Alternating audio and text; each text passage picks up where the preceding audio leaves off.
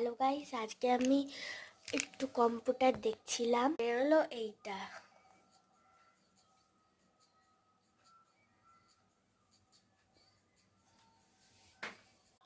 এই যে এরকম করে, তো এটা তোমরা দেখে থাকলে লাইক করে কালার দিয়ে, শ্যাম্পু দিয়ে। এবার এই ব্ল্যাক কালারের পেনটা খুঁজে পেলাম, তো এইবার এরকম করে নিলাম। এবার উল্টে করতে হবে ফ্রেন্ড। এবার হবে আসল ম্যাজিক। এই যে